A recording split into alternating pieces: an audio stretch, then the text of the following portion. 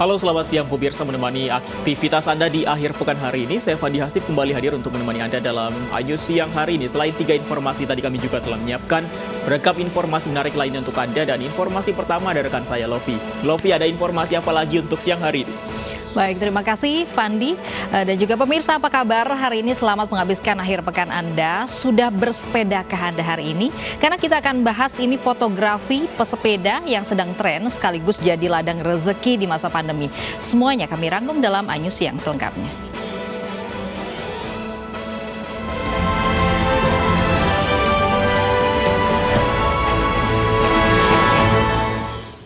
Puluhan rumah semi permanen di Cideng, Jakarta Pusat Minggu dini hari tadi terbakar. Kebakaran menyebabkan ratusan orang kehilangan tempat tinggal.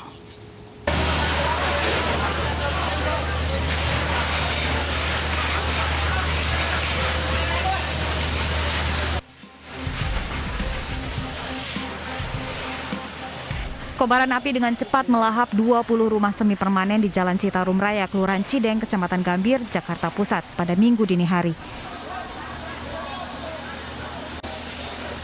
Banyaknya material yang mudah terbakar serta kencangnya tiupan angin membuat api dengan cepat menyambar ke rumah warga lainnya. Petugas damkar berupaya memadamkan api dengan mengerahkan 16 unit mobil pemadam kebakaran.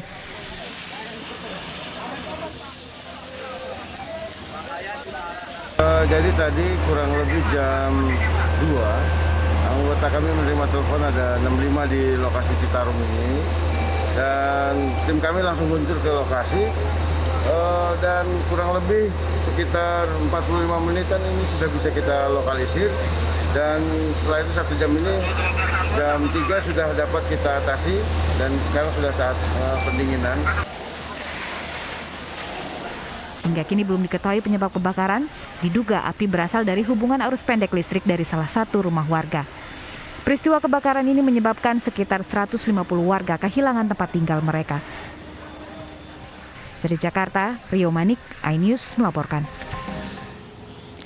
Tabrakan beruntun sesama pembalap liar terjadi di Kota Makassar Minggu dini hari. 2 orang luka parah dan puluhan motor diamankan polisi.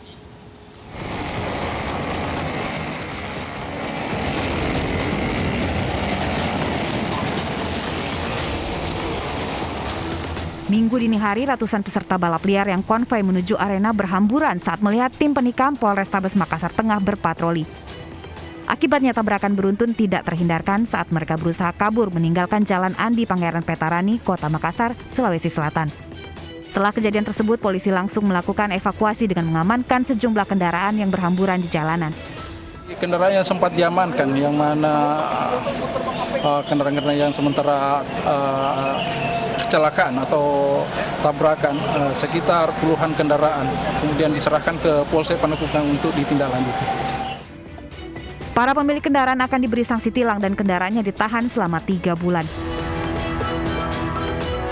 Akibat kejadian ini, 2 korban dibawa ke Rumah Sakit Sandi Karsa, Kota Makassar karena mengalami luka parah. Dari Makassar, Leo Muhammad, Sulawesi Selatan, iNews melaporkan.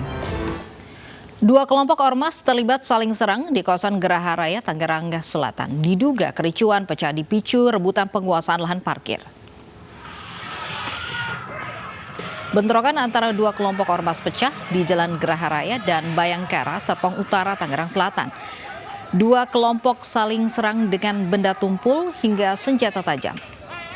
Korban pun berjatuhan dari kedua belah pihak. Upaya polisi yang membuarkan tawuran tak berhasil meredam saling serang kedua kubu. Diduga bentrokan dipicu sengketa penguasaan lahan parkir. Akibat bentrokan, lalu lintas dari arah Geraha Raya menuju Ciledug maupun arah sebaliknya sempat macet panjang.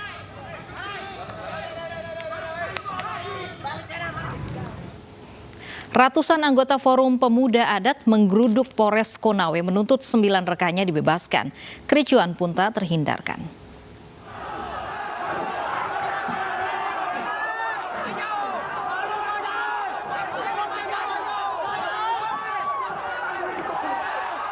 Ratusan anggota Forum Pemuda Adat menyerbu Polres Konawe, Sulawesi Tenggara. Massa yang semula menggelar unjuk rasa ini akhirnya nekat masuk ke Polres karena menuntut pembebasan teman mereka. 9 teman mereka ditahan sejak Februari lalu terkait kasus pembakaran kios yang menewaskan seorang pemilik kios di Kecamatan Bondoala.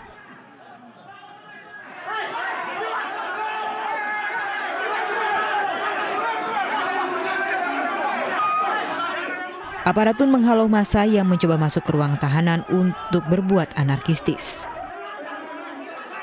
Penangguhan penahanan. Iya, itu aja. Tanggapan Polres sendiri seperti apa? Kalau penangguhan penahanan kan sudah diatur dalam undang-undang itu, kan bisa. Ada tekanan tidak, Pak? Ada tekanan tidak, Pak? Sehingga Tidak ada tekanan. Ya. Pak, artinya langkah selanjutnya seperti apa setelah dikeluarkan, Pak? Tentu proses hukum. Jadi yang bersangkutan tadi saya arahkan, mereka kooperatif, para korlap juga siap Pak bisa menghadirkan kalau misalnya nanti dibagi polisian. Setelah dimediasi, ke-9 tahanan akhirnya diberi penangguhan penahanan, namun polisi tetap memproses kasus pidananya. Dari Konawe, Sulawesi Tenggara, Tim Liputan iNews melaporkan. Jajaran Satreskrim Polsek Metro Menteng menangkap 2 remaja terduga pelaku aksi tawuran antar geng motor yang disiarkan secara langsung di media sosial Instagram. Kedua pelaku yang bertindak sebagai admin media sosial geng motor diringkus di lokasi yang berbeda.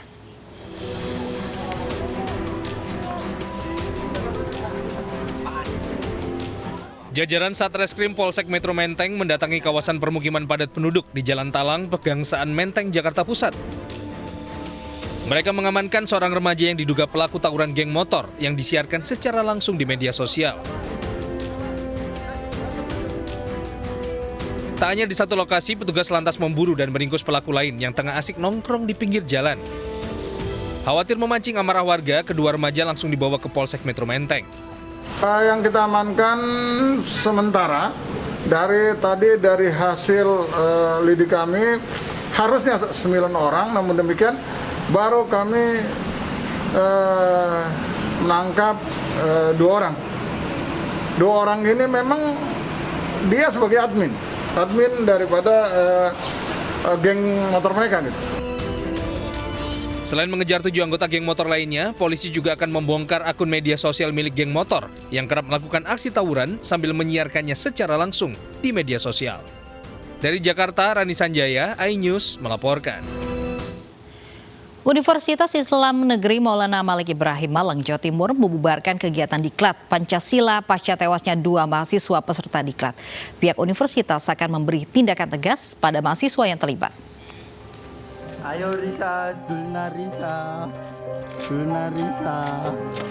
ayo semangat Jul. Semangat. Pihak Universitas Islam Negeri Maulana Malik Ibrahim Malang, Jawa Timur menyatakan kegiatan diklat pencaksilat ilegal tanpa izin universitas. Setelah mendengarkan hasil penyidikan Satreskrim Polres Batu terkait temuan unsur pidana dalam proses diklat, pihak universitas akan memberi sanksi tegas pada mahasiswa yang terlibat. Akan segera mendalami apa yang telah didapatkan data oleh kepolisian untuk memberikan sanksi akademik kepada mereka yang terlibat secara langsung berkenaan dengan tadi disampaikan persoalan kelalaian yang sesungguhnya tidak perlu terjadi. Diklat pencaksilat yang digelar di Bumi Perkemahan Coban Rais, Kota Batu pada pekan lalu berbuntut panjang. 2 dari 41 peserta yang mengikuti diklat meregang nyawa. 2 mahasiswa tersebut adalah Miftah Rizky Pratama asal Bandung, mahasiswa Fakultas Ilmu Tarbiyah, dan Faisal Latiful Fakri asal Lamongan, mahasiswa Hukum Ekonomi Syariah. Selain tidak mendapat izin dari universitas, kegiatan diklat yang digelar juga tidak mengantongi izin dari kepolisian dan juga Satgas COVID-19. Dari Batu, Jawa Timur, Denny Irwansyah, iNews melaporkan. Satgas Penanganan COVID-19 Kota Parepare kembali membongkar jumlah makam jenazah COVID-19. 3 jenazah yang makamnya dirusak orang tak dikenal tidak ada di lubang kubur.